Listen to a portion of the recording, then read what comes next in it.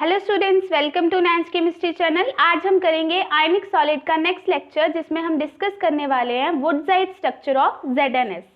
हमें पता है जिंक सल्फाइड में Zn+2 आयंस क्या करेंगे, वॉइड्स ऑक्यूपाई करेंगे। क्यों? क्योंकि ये क्या है, केटायन।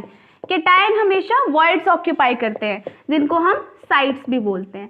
हमारा जो S2 नेगेटिव है ये एनायन है।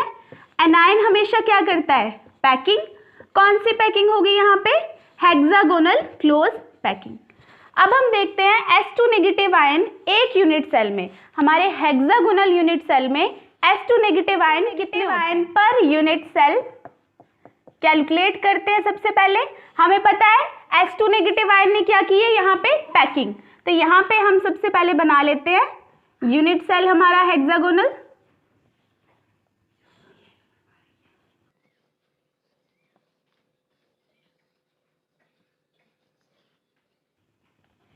सभी कॉर्नर एटम्स बना लो। हेक्सागोनल यूनिट सेल में कहाँ कहाँ एटम्स प्रेजेंट होते हैं और उनका कंट्रीब्यूशन कितना होता है एक यूनिट सेल के लिए, ये सब कुछ मैंने ऑलरेडी डिस्कस किया हुआ है प्रीवियस लेक्चर्स में। तो किसी ने अगर नहीं देखा, डिस्क्रिप्शन बॉक्स में प्लेलिस्ट का लिंक दिया है, वहां पे जाके आप उस लेक्चर को चेकआउट कर सकते हो। जैसे कि सबसे पहले हमने बना लिए कॉर्नर एटम्स। कॉर्नर एटम्स हमारे कितने हैं, यहाँ पे देखो 6 ऊपर और 6 नीचे, तो 12। इनका कंट्रीब्यूशन एक यूनिट सेल के लिए कितना होता था, 1/6। अगर आपको अच्छे से याद हो, प्रीवियस लेक्चर देखे होंगे, तो आपको पता होना चाहिए कि हमारे कॉर्नर एटम्स का कंट्रीब्यूशन हेक्सागोनल यूनिट सेल में 1/6 होता है। तो ये कितने आ गए, 2 एटम्स। और हेक्सागोनल क्लोज पैकिंग में 3 एटम हमारे बिल्कुल बीच में होते थे इसके, तो ये आगे हमारे बॉडी एटम्स कितने हैं, 3। इनका कंट्रीब्यूशन कितना है, 1, क्योंकि ये बॉडी के बिल्कुल सेंटर में है। तो ये आगे 3 एटम्स। अब और हमारे एटम्स कहाँ कहाँ प्रेजेंट होते थे, एक फेस के ऊपर और एक फेस के नीचे।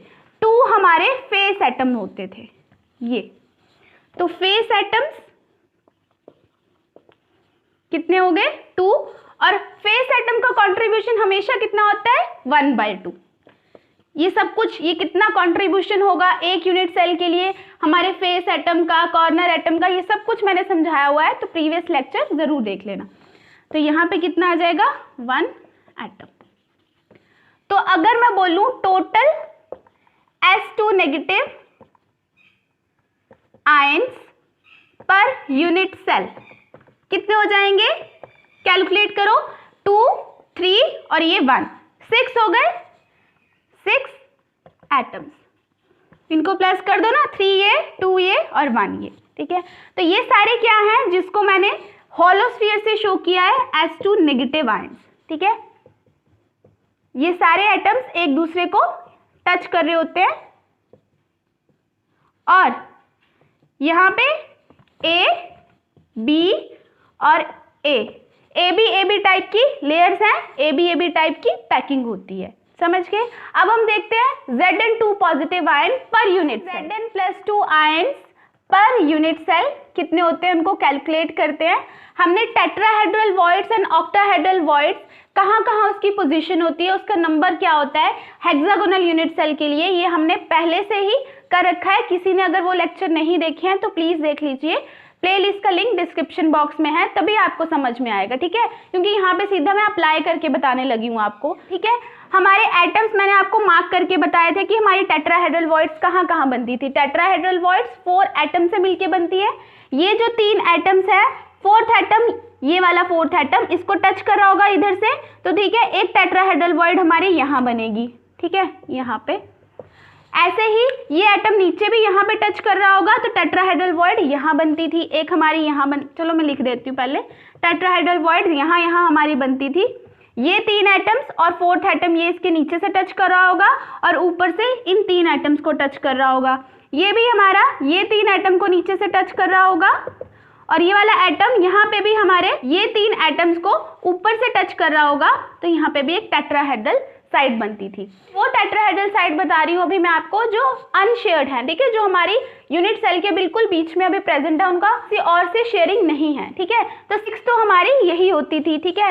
और हमारी और कौन सी होती थी, ये 3 एटम्स और ये जो हमारा बीच वाला एटम था फेस वाला, ये भी इसके ऊपर एक टेट्राहेड्रल साइड बनाता था और नीचे से भी एक टेट्राहेड्रल साइड बनाता था, ठीक है। एक टेट्राहेड्रल साइड हमारी यहाँ पे भी होती थी, ठीक है। तो कितनी होती थी, 6 + 2, ये वाली हमारी कौन सी है, अनशेयर्ड। अब शेयर्ड वाली कौन सी होती थी, शेयर्ड वाली हमारी एजेस पे प्रेजेंट होती थी, हर एक एज पे 2 टेट्राहेड्रल साइड्स होती थी, ठीक है।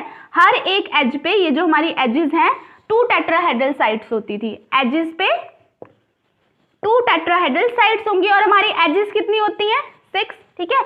हेक्सागोनल यूनिट सेल की हमारी 6 ही तो एजेस होती है ना, ठीक है। और उनका कंट्रीब्यूशन कितना होता था एक यूनिट सेल के लिए, याद करो, एक यूनिट सेल के लिए हर एक एज पे जो वॉइड होती थी उसका कंट्रीब्यूशन कितना होता था, 1/3, ठीक है, यही कंट्रीब्यूशन था।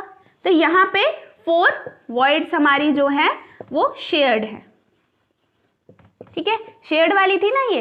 अब इनमें से हमें सिर्फ हाफ वॉइड्स को ऑक्यूपाई करना है, मतलब अगर हमने ऊपर वाली वॉइड्स को ऑक्यूपाई किया है तो हमने नीचे वाली को नहीं करना, ऑल्टरनेट टेट्राहेड्रल वॉइड्स को ऑक्यूपाई करना है, जैसे हमने जिंक ब्लेंड स्ट्रक्चर में किया था।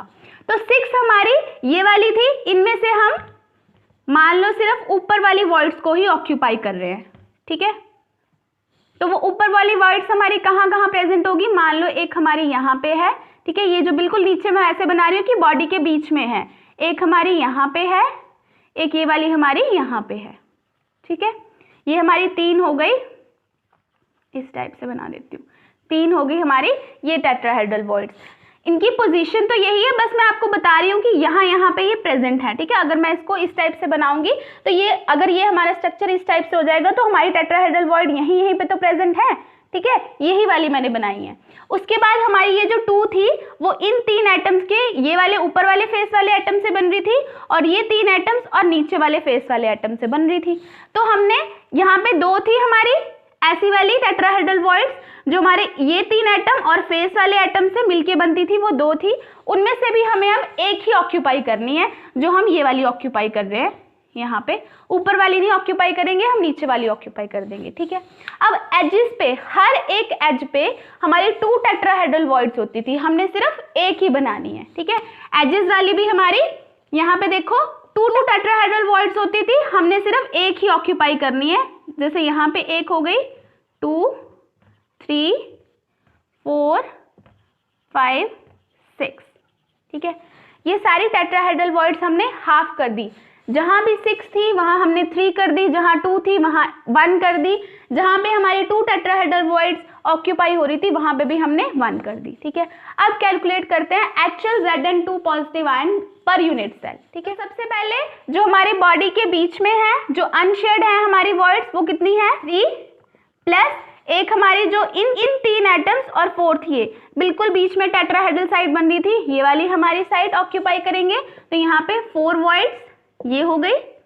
नेक्स्ट हमारी एवरी एज पे 2 होती थी, उनमें से हमने एक ही वॉइड को ऑक्यूपाई किया है, तो एज वाली एजेस हमारी कितनी होती है, 6, उनमें से हमने सिर्फ एक ही टेट्राहेड्रल वॉइड को ऑक्यूपाई किया है, तो यहाँ पे 1, और उनका कंट्रीब्यूशन, हर एक एज वाली का कंट्रीब्यूशन कितना होता है, 1/3, तो यहाँ पे कितनी आ जाएंगी, 2 टेट्राहेड्रल वॉइड्स। तो यहाँ पे वॉइड्स हमें पता चल गई कि Zn2 पॉजिटिव आयन ने कौन कौन सी वॉइड्स को ऑक्यूपाई किया हुआ है, ये समझ में आ गया आपको। बस आपने ध्यान रखना है, इस तरह से हमारी 6 टेट्राहेड्रल वॉइड्स थी, उनमें से हमने सिर्फ 3 को ही ऑक्यूपाई किया। जो हमारे ये जो 3 एटम, 4th एटम ये वाले ऊपर और नीचे 2 टेट्राहेड्रल वॉइड बना रहे थे, उनमें से हमने एक को ही ऑक्यूपाई किया।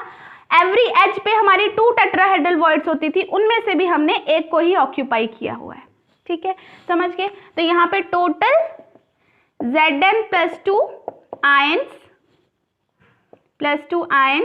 पर यूनिट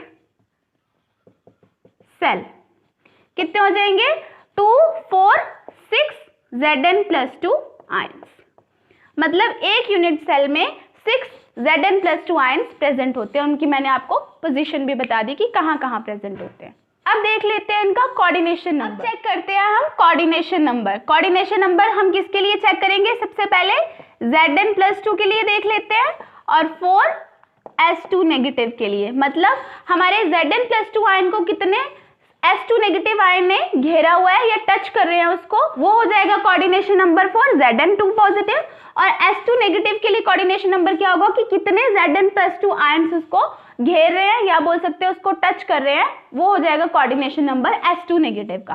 तो सबसे पहले हम Zn के लिए देख लेते हैं। यहाँ पे मैं लिख लेती हूँ हॉलो स्फीयर क्या है, s2 नेगेटिव, और जो हमारे सॉलिड स्फीयर है वो Zn+2 के हैं। ठीक है, अब हम सबसे पहले Zn+2 के लिए देखते हैं। इस वॉइड को यहाँ पे जो हमारा Zn+2 आयन है, सबसे पहले वो टेट्राहेड्रल वॉइड में है अगर, तो वो 4 एटम से मिलके ही तो बनती है टेट्राहेड्रल वॉइड। तो हमें कोऑर्डिनेशन नंबर सबसे पहले पता ही लग जाएगा, वॉइड हमारी कौन सी है, टेट्राहेड्रल, तो हमारा कोऑर्डिनेशन नंबर भी 4 ही होना चाहिए। तो यहाँ पे 4 कोऑर्डिनेशन नंबर। कैसे, ये भी देख लेते हैं। ये जो हमारा Zn+2 आयन है ये इस एटम को भी टच कर रहा होगा, इसको भी और नीचे इस वाले एटम को। ये वाला एटम यहाँ पे बिल्कुल बीच में था, तभी तो ये हमारी टेट्राहेड्रल वॉइड बन रही थी ना। ठीक है, तो टेट्राहेड्रल वॉइड 4 एटम से मिलके बनती है, तो ये तो हमें सीधा भी पता चल रहा था। और वैसे मैंने आपको शो भी कर दिया कि Zn+2 को कितने s2 नेगेटिव आयन्स ने सराउंड किया हुआ है या उसको टच कर रहे हैं। अब s2 नेगेटिव की बात करते हैं। यहाँ पे देखो ये वाला s2 नेगेटिव ले लो। इस s2 नेगेटिव आयन को 1, 2, 3 and 4 in Zn2 positive ions ने सराउंड किया हुआ है या उसको डायरेक्टली टच कर रहे हैं। ये वाला जो हमारा एटम है ना Zn2 पॉजिटिव, ये इसको टच नहीं कर रहा क्योंकि ये इसके पीछे है। यहाँ पे मैं आपको पिक्चर दिखा देती हूँ, यहाँ पे आपको क्लियरली दिखेगा Zn2 पॉजिटिव आयन ये पीछे वाला उसको टच नहीं कर रहा। ठीक है, तो यहाँ पे s2 नेगेटिव के लिए कोऑर्डिनेशन नंबर भी कितना हो जाएगा, 4। ठीक है, इस पिक्चर में आप अच्छे से देख सकते हो coordination number for Zn+2 and coordination number for s2 negative. अब यहाँ पे हम स्टोइकियोमेट्री देख लेते हैं। स्टोइकियोमेट्री Zn(s) की। Zn+2 आयंस हमारे कितने हैं पर यूनिट सेल, 6, और s2 negative ions per unit cell कितने हैं हमारे, 6। तो स्टोइकियोमेट्री 1:1। अब इसके हम एग्जाम्पल्स देख लेते हैं। एग्जाम्पल डिस्कस करने से पहले मैं एक चीज बताना आपको भूल गई कि Zn+2 आयंस जो हैं वो कौन सी वॉइड्स में जाएंगे, ये हमें कैसे पता चलता है, रेडियस रेशियो से। वैसे तो प्रीवियस लेक्चर्स में भी हमने डिस्कस की हुई है ये बात, फिर भी यहाँ पे मैं आपको बता देती हूँ। रेडियस रेशियो से हमें पता चलता है कि हमारे Zn2 positive ion tetrahedral side को ऑक्यूपाई करेंगे या ऑक्टाहेड्रल साइड को, क्योंकि हेक्सागोनल यूनिट सेल में तो टेट्राहेड्रल भी होती हैं, ऑक्टाहेड्रल भी होती हैं। हमें रेडियस रेशियो यहाँ पे 0.39 के आसपास मिलती है, जो शो करती है 0.225 और 0.414 के बीच में आ रही है ना हमारे इसकी वैल्यू। तो ये वैल्यू शो करती है टेट्राहेड्रल वॉइड्स को, इसलिए हमने टेट्राहेड्रल वॉइड्स को ऑक्यूपाई किया। और स्टोइकियोमेट्री से हमें पता चल जाता है कि यहाँ पे ऑल्टरनेट टेट्राहेड्रल वॉइड्स ही ऑक्यूपाई होंगी, क्योंकि अगर हमारी 12 की 12 टेट्राहेड्रल वॉइड्स ऑक्यूपाई हो जाती तो हमारी स्टोइकियोमेट्री डिस्टर्ब हो जाती, 1:2 हो जानी थी, लेकिन हमारी स्टोइकियोमेट्री 1:1 होती है। तो ये एक बात जो मैंने आपको बताई नहीं थी, इसको भी आप नोट डाउन कर लीजिए। देख लेते हैं एग्जाम्पल, क्योंकि हमारे जो आयनिक सॉलिड्स होते हैं वो आइसोमॉर्फिज्म प्रॉपर्टी शो करते हैं, मतलब हमारे डिफरेंट सॉलिड के सेम स्ट्रक्चर हो सकते हैं। हमारे वुडसाइड स्ट्रक्चर जैसा और किन आयनिक सॉलिड का स्ट्रक्चर हो सकता है, सबसे पहले ZnO। अगर आपने नोटिस किया होगा तो ZnO भी जिंक ब्लेंड स्ट्रक्चर भी बनाता है एंड वुडसाइड स्ट्रक्चर भी बनाता है। ये एग्जांपल मैंने आपको जिंक ब्लेंड स्ट्रक्चर में भी दिया था। ठीक है, तो दोनों स्ट्रक्चर ये भी बनाता है। सेकेंड CDS, CaSeBeO एटसेट्रा, इन सभी का स्ट्रक्चर भी वुडसाइड स्ट्रक्चर जैसा ही होगा। ओके, समझ के? तो आई होप आपको ये अच्छे से समझ में आया होगा। आज के लिए हम इतना करते हैं, नेक्स्ट लेक्चर में हम करेंगे CHCl का स्ट्रक्चर, और इस लेक्चर के नोट्स मैं आपको डिस्क्रिप्शन बॉक्स में दे दूंगी। और कोई भी प्रीवियस लेक्चर अगर आपने इस चैप्टर के नहीं देखे हैं तो प्लेलिस्ट का लिंक मैं डिस्क्रिप्शन बॉक्स में दे दूंगी, वहां से जाके आप देख सकते हो। अगर आपको ये टॉपिक समझ में आया होगा तो वीडियो को लाइक कर देना और चैनल को सब्सक्राइब कर ले।